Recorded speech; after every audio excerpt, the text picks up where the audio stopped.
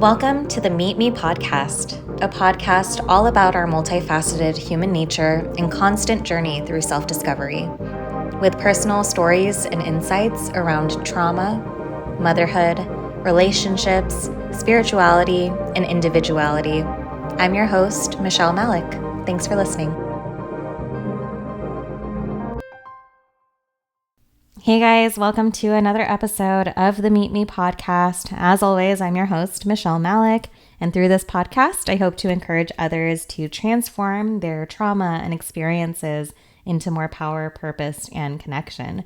I'm excited to share another guest conversation with you today. Alfonsina Betancourt was on the podcast and shared so much great insights. She is an artist in multiple mediums and shifted into life coaching. She's also a high school teacher in the arts as well. So she does so many different things, and we had an amazing conversation around what it means to live authentically and really tapping into our innate creativity and how doing so will actually align us to more authentic experiences and expressions.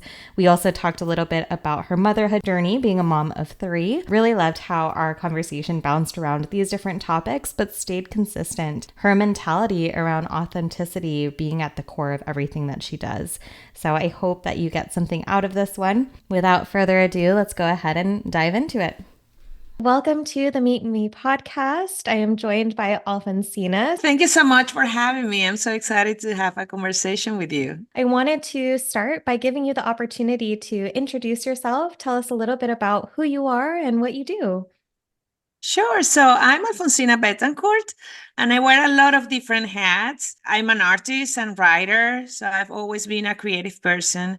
And that led me recently to become a life coach because I've always been interested in helping people to connect with their authenticity and intuition, which I think are all the result of living an authentic life. So I wanted to share my love for authenticity, which I think artists, we have an advantage on it because we cannot create unless we are connected to that side of ourselves. I'm also a teacher. I teach photography, and I love to use that as a vehicle to increase creativity and learn teaching my students how to connect to themselves. I'm also a mom of 3. So I'm a creative person, and I'm always looking for opportunities to expand. I would say that that's well, beautiful. And, obviously, as an artist and a writer, those are such great creative outlets to express. How did you fall into that? Was it something that you always loved as a kid, or did it come later in life? Can you tell us about your journey into that?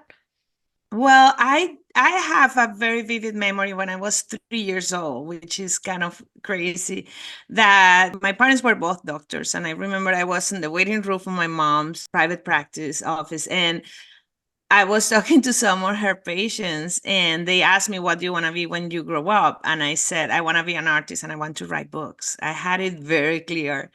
So my path, I always knew that I wanted to be in the arts, and I always thought it was going to be painting. What was interesting in how I let life guide me through very different disciplines. When I went to college, I was, determined to become a painter, but I took a photography class and I really loved that. Once I was in the dark room and I saw the magic that happens when you're developing black and white images, it's just like, okay, forget about it. I'm going to become a photographer, which I did. I was a documentary photographer for many years. And then I started writing, and I also play music. So I've experimented with a lot of different disciplines, but I guess creativity has been the common thread since I was a child. That's beautiful. Yeah. And I love that you didn't hold yourself to just one thing, because there are so many ways to express, so many ways to dive in creatively. It's great that you were able to expose yourself to all these different disciplines. And I love that story of you saying that at such a young age and that you're actually able to do it now. There are so many times where as children, we have these big dreams and these big visions. And a lot of the times we're kind of guided off that course or start going down a different path, whether we don't have the support around us or society, and all of these things start filtering into our mind. But I love that you were so sure that creativity was your path and you stuck to it. Were you always supported on that path, like with your family and your friends? Did you have that kind of village around you that was guiding you that way? Yes, absolutely. I was very lucky that my parents taught me how to be passionate about what I did. My parents, as I said, were both doctors. They had no artistic outlets, although my dad was, he loved collecting music records and he was really into music, not to play it, right, but to collect it. Mhm. But they understood what it was to live passionately because they really, really loved what they did. So I guess they were able to support me on that, even if they didn't understand what it meant to, wanting to paint all day long. They knew what it was to live passionate. So they were very supportive. And in fact, my dad he would always get mad at me when I was in high school and I was trying to figure out what I wanted to do, like if you knew, right, at that age, Right. how life was going to unfold. But I remember being very worried about, I don't want to be a starving artist. I really didn't have any examples around me or role models of artists.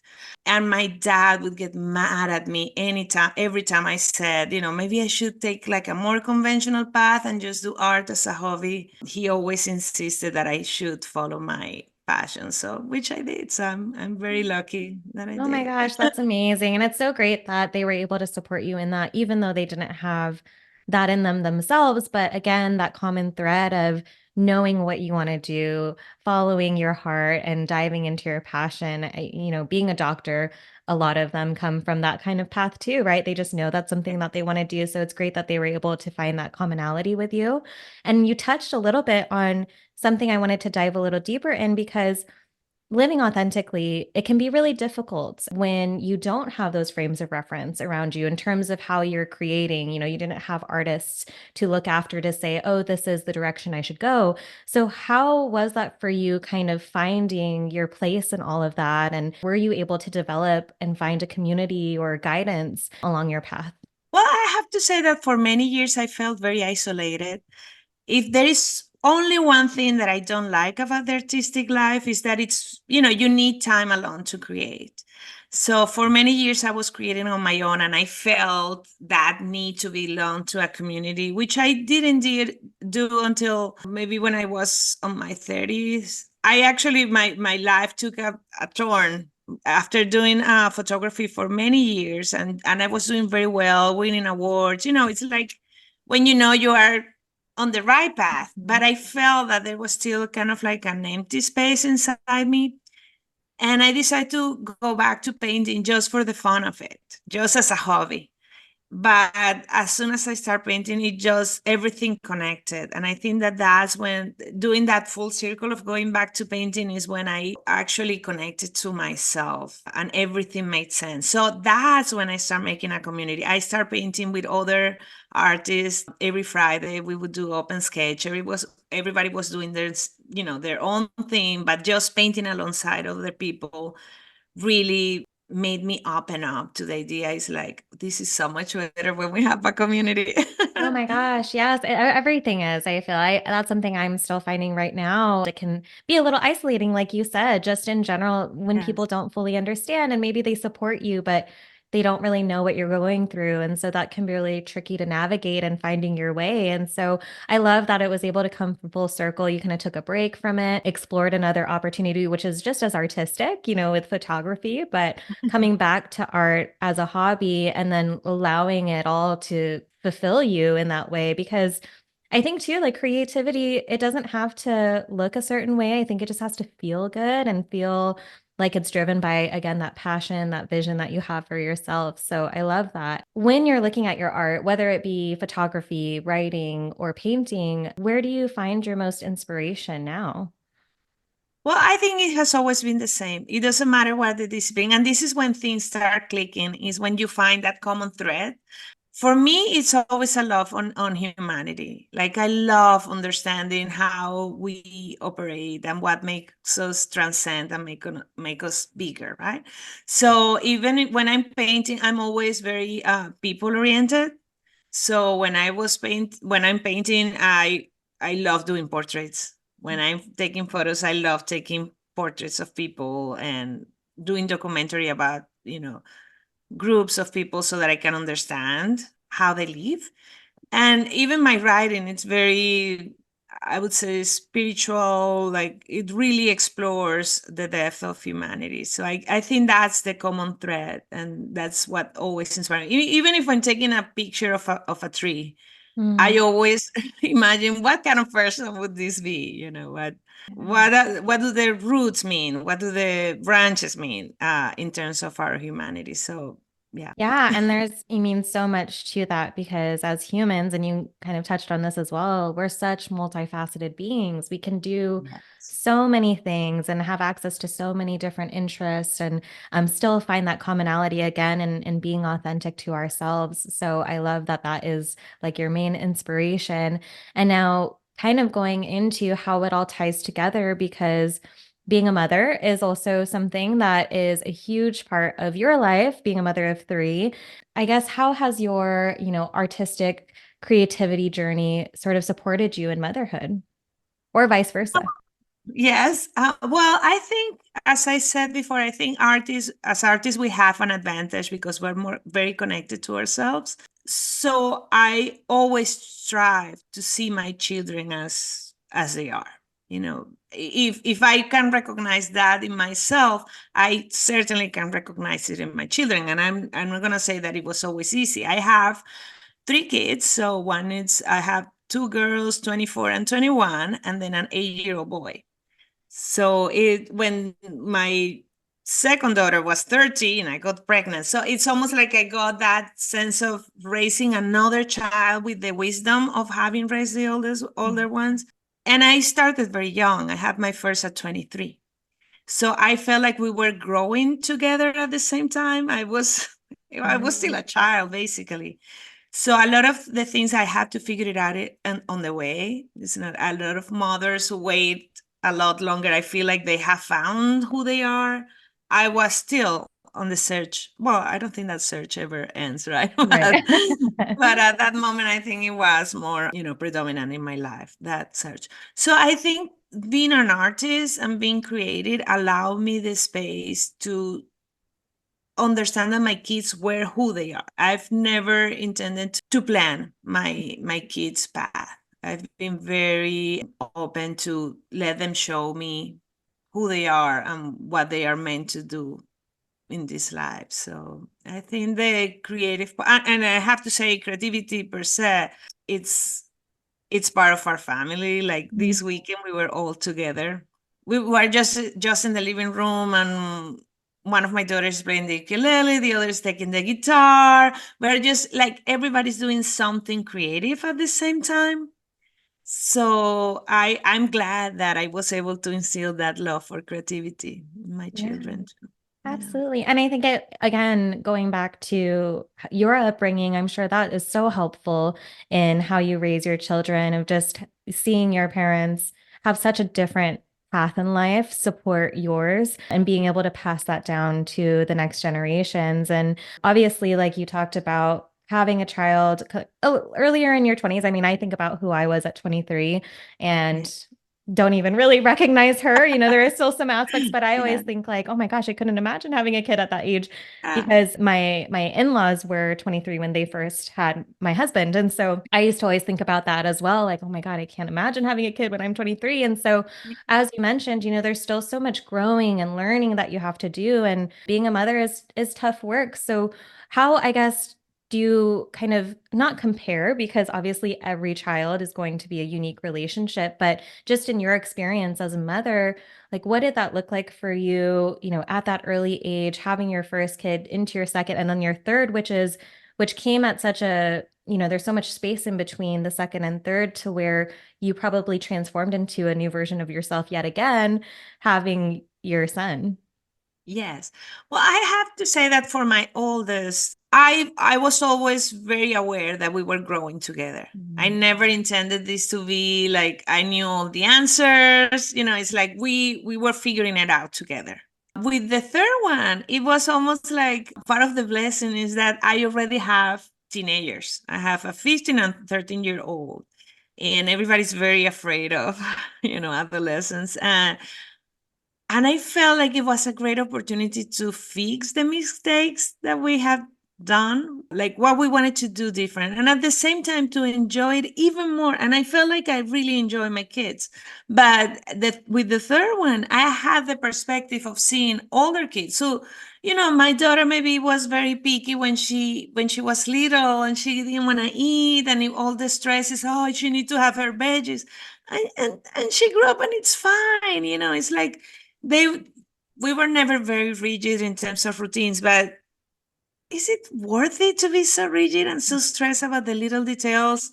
No. So that with the third, I feel like we are enjoying a lot of the journey, because we're not so worried about controlling every single outcome. We know that even when things are imperfect, they turn out to be beautiful human beings. So what else could I have asked for?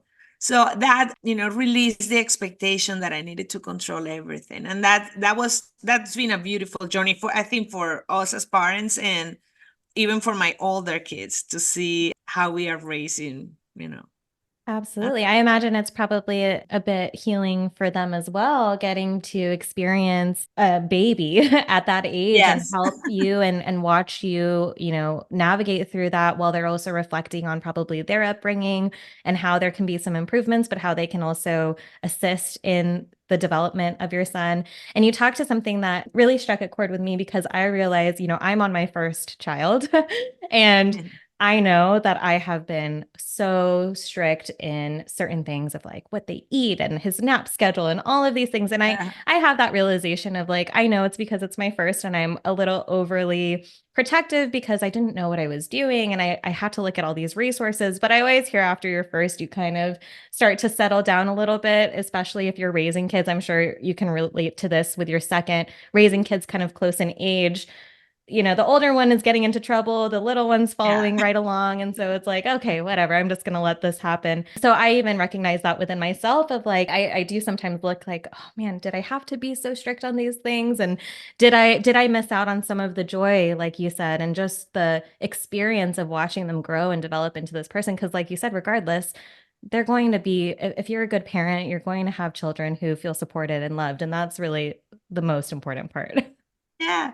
Well, I certainly believe that when we are very stressed, the kids are going to be anxious. There's no way around it. You cannot offer calmness to a child when we are not calm and when we are not feeling our own cup. So I feel that when we are, very strict in order to support our children, what's happening that we start dying a little bit inside. I mean, I know it sounds a little bit dramatic, and I think that's the advantage that I had having my children so young. It's because I knew I still have my whole life ahead of me. It's not like I could put a stop on my life because I was having children. Whether a lot of people who wait, it's like they leave, they, maybe graduate college, they start working, they start living life, travel, everything, and then they have kids. So they have had a life that then stops to Mm. become a mother. For me, I didn't have a chance. I was just 2 weeks away from, out of college when I found out I was pregnant. So I didn't have that chance. And because I still want to leave, I figured out that my only way to live is with them. Hmm. Like I still have to do all the things that, as mothers we expect to do.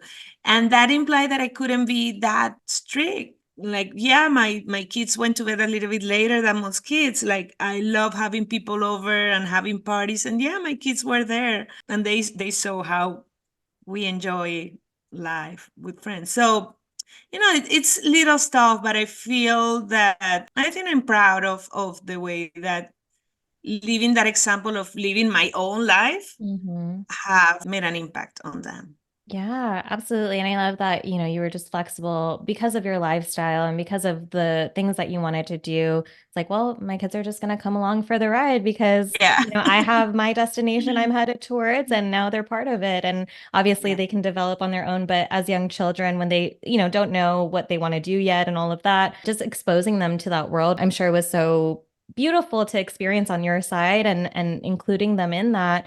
And, you do talk to something that is really important to note with motherhood or parenthood in general. like you said, a lot of the times people can lose themselves in that identity because it is so much responsibility and it requires you to shift into a new job essentially, but it's like all encompassing and it can completely shift your lifestyle, the way that you view things. And so it can be really hard to still hold on to that part of yourself. Did you ever struggle with that, or were you always just very much like, this is my life and they're just a part of it? Well, obviously, there's never a completely easy path, right? Like I had my moments where I struggle a lot, but I think that that was a big focus for me. It was to have them live. Plus, I feel that I've always been very conscious of seeing my children as my teachers, Mm. rather than me taking the big responsibilities like I'm here to teach you everything. And I think that release a lot of the stress, because when you see your children as teachers, you know, any opportunity for growth, you're gonna take it, right? Even if it's, you know, they are doing things that maybe you don't like. Maybe, you know, they become twins and then they suddenly change and they start talking back in a way that they never did, or, you know, so many different things. So yeah, definitely hasn't been the easy path, but but has been a constant. Yeah, because it allows them that space to again discover who they are. You know, when you say our children are our teachers, I think about that again. You know, I only have my one and he is a little over 2 now. And every stage I'm sure comes with different lessons and different things to take. But I look at him all the time and I'm like, wow, just the wonder and the excitement and the joy that you see in his eyes, seeing something for the first time or experiencing such simple things. I know I learn a lot from that experience, and I'm excited to see how that grows and changes as he gets older. With your art and your identity outside of motherhood, can you talk a little bit about maybe how you set those boundaries for yourself to ensure that you kept that sacred and held that space for yourself? Well, I've always been very big in self care. Although I have to say, I'm the typical mom. I love cooking for my family. I love entertaining. So I'm a very giving person in that sense. So sometimes I don't do it, Hmm. but I do, like, I have my meditation. It's time, at least twice a day, which is very sacred. And I have my studio where I need to retreat. And I think that the proof that that work is my middle daughter, who's very zen. I don't know, maybe since she was 17 or 18, she starts saying, like, don't talk to me for now. I'm on my self care day. And even when that's her, I do feel like I get a little bit of credit because I model for them what it was to take care of ourselves. It's like, you know, now I need to read. They know that I take time to do things that bring me joy. That's very important. And in my work as a life coach, that's one of the things that I like insisting in my clients. Everybody needs to put time, like schedule time to do the things that bring you joy. They always seen me, you know, like on Fridays, I take the guitar and I just sing. I work out. I do the things that I love to do. And for me, that's a priority, because if I don't do them, I'm not a good mom. Honestly, Hmm. I'm just overwhelmed. I just have a very short fuse where I'm just reacting to things that I didn't have to react if I was taking care of myself first. Yeah, absolutely. That self-care is so important and something I really work hard towards as well because like you said, we're no good if we're at our limits and not taking care of ourselves. How are we to take care of somebody else? And talking about her reflecting that back to you, I mean, that is huge credit to you because as mothers, we're their biggest influence, especially in their adolescence as they're growing. They're looking to us for an example. And although they are developing their own personality, they're seeing what we're doing and they're taking what resonates and leaving what doesn't maybe. But talking about, because you mentioned your life coaching, I did want to talk a little bit about how you discovered that or when you fell into that work. This ties to something that we talked at the very beginning of our conversation, and it all came out for community. So as I started evolving, I've always been very connected to my spiritual side. So as I start writing, you know, it's like I wanted to do something more to people. I feel like I've always created for myself, but at one point it's like I wanted to share more things with people. And I started leading circles for women. And then, also for men, both in person and online. And it was a great opportunity for me to connect with people. And at one point I said, you know what, I should get some kind of certification to validate what I'm doing. And I started looking into life coaching, but the same way that I've been as a mom, I don't see myself as the kind of person that is going to tell you what you have to do. Mm-hmm. I'm not that kind of person. So I struggle deciding if life coaching was for me because of it. And then I discovered that Martha Beck, who I have read her books and she had a big influence in my life, she offered a coaching certification. So I looked into it. And the one reason why I love her approach is because it's all about helping people find their own answers. Mm-hmm. And that's when something clicked for me that, so you can be a life coach and not be I have a formula for you, and if you do this, this is what you're going to get. It was more like guiding people into doing this self exploration to find their own wisdom. Mm-hmm. And the reason why I wanted to be a life coach is because I realized that I live a very creative life. And most people are surprised when I see what I do, right? Like, oh, can you paint? Can you take photographs? Can you write? Can you sing? Can you play instruments? And I always found it like, what is extraordinary about it? Like, there's nothing extraordinary. For me, was such a natural thing. And there was a moment in my life where I realized, see, I've been looking to all of these different artistic disciplines, but at the end, what I was always looking for is to kind of connect myself with creativity. Mm-hmm. So I really wanted to become a life coach to allow people, that space where they could connect with themselves. They don't need to paint, they don't need to play music. Everybody has their own outlets, but it's when we are very connected to ourselves, our creativity grows. That's what I wanted to do as a life coach. So what started on my intent of, getting some kind of paper or learning some tools in order to create these circles, because I've always been very interested in creating community. It evolved into this very big desire to help people connect to themselves and find their path to authenticity, as I call it. So we grow individually. I grow individually with my clients, and I'm still holding the circle so that we can do it as a community. That's so great. Yeah. And I love that it came so naturally for you to the point where you're like, what's the big deal? Yes, I do all of these things. I thought, it's kind of like, oh, I thought everybody was into doing a bunch of Yeah. things. And then recognizing that it's actually your gift. You have this gift of being able to connect so naturally to your creativity, and now going into life coaching, being able to spread that gift and being able to assist others and finding that, because it does not come as naturally for a lot of people. And I'm sure you're seeing probably in your clients, there are so many people who were actually shut out of their creativity based on their upbringing or their surroundings. And so they're now having to fight their way out of those places in order to find themselves and what it is that drives them. So, can you talk a little bit about maybe some of the main things that you see with your clients, or just entry level tips for people who are looking to find what drives them? Because, like you said, it doesn't have to come in the form of art or photography or any of these things. I think everybody has something that is truly calling out to them in terms of what they're meant to create. And it Yeah. can look so different for everybody. But can you talk a little bit about maybe what you see, or what are some common things that you start with for anybody who's looking to go down a more authentic path?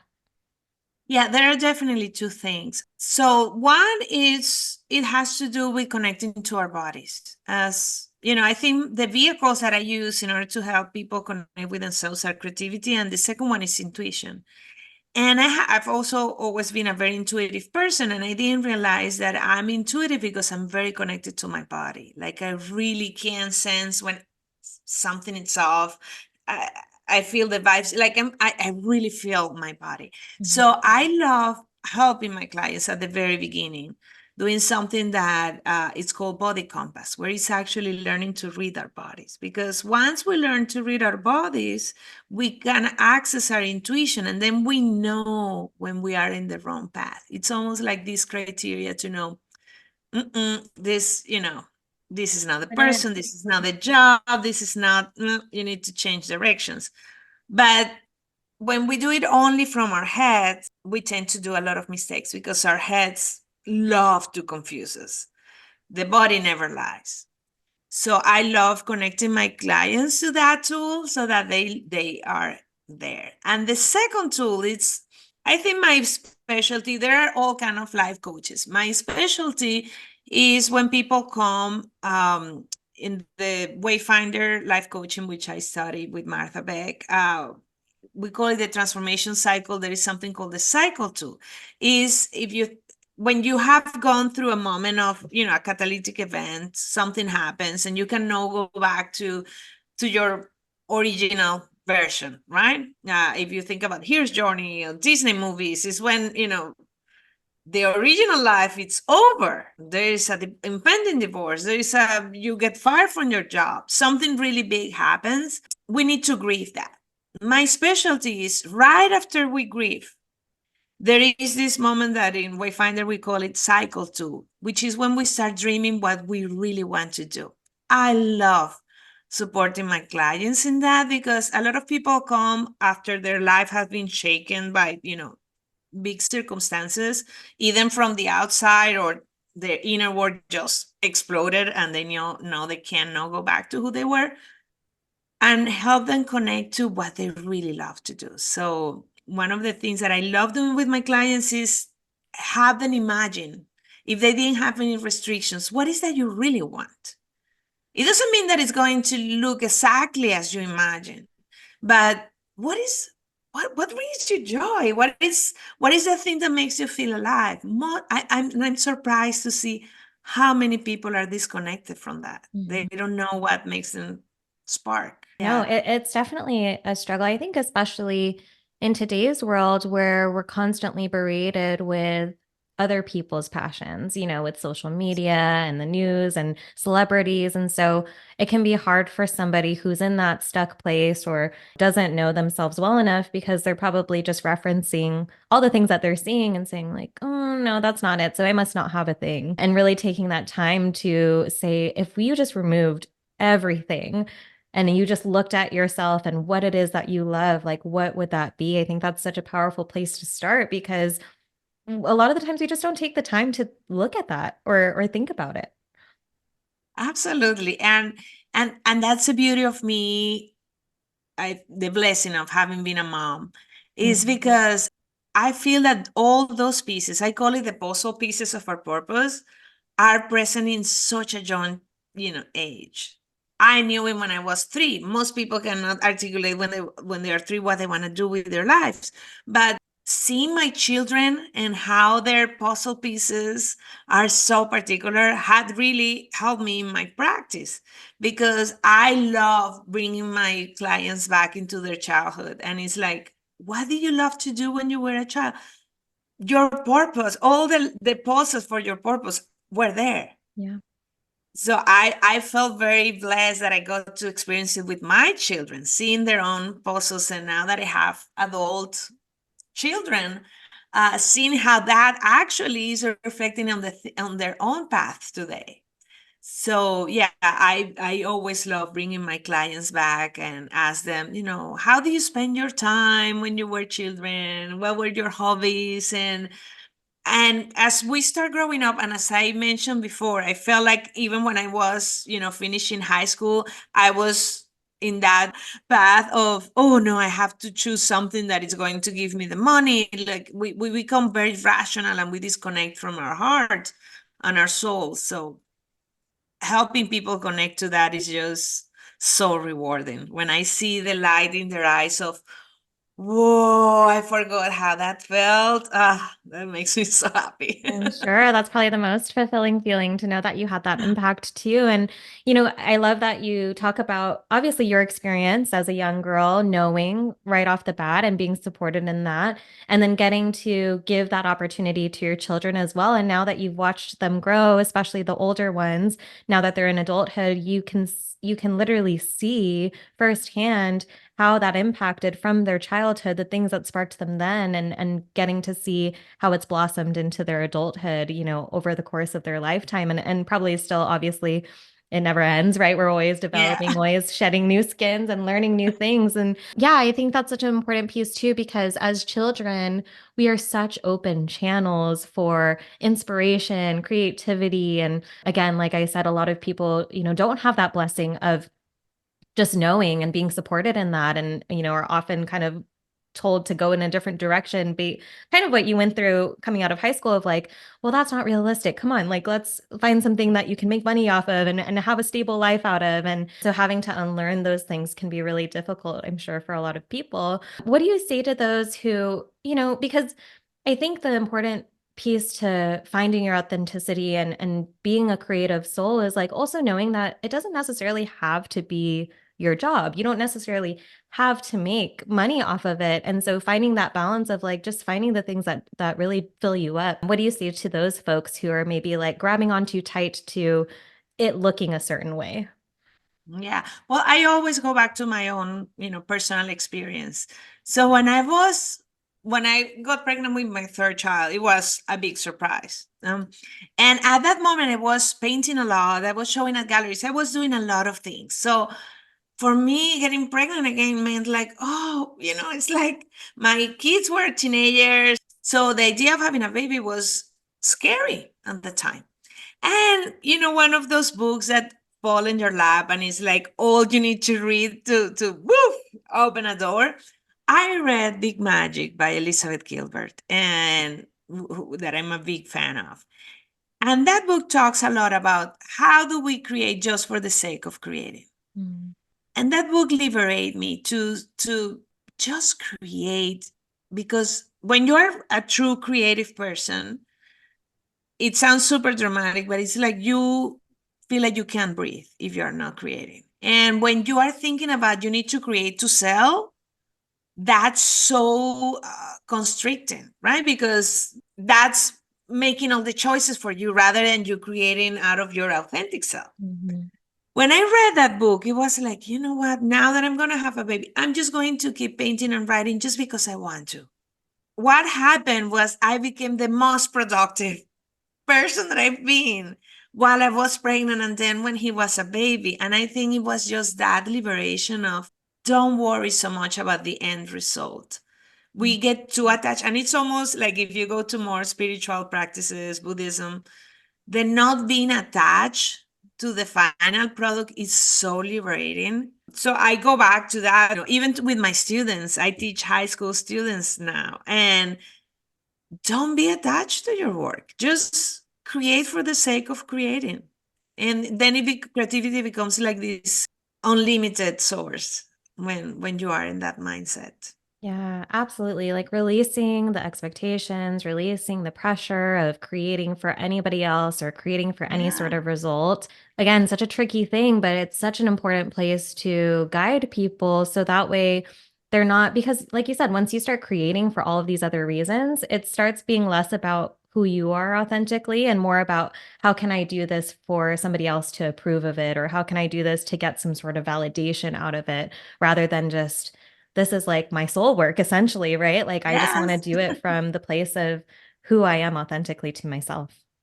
absolutely. Yes.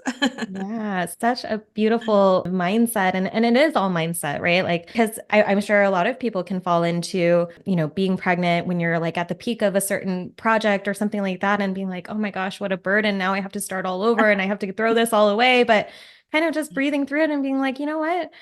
This is just what's happening now. And I'm just going to have to continue to create. And it's going to look a little different for a while. And then I feel like once you release all of those expectations, that's when like things just start to fall so naturally. And then paths open up for you and that you weren't even expecting.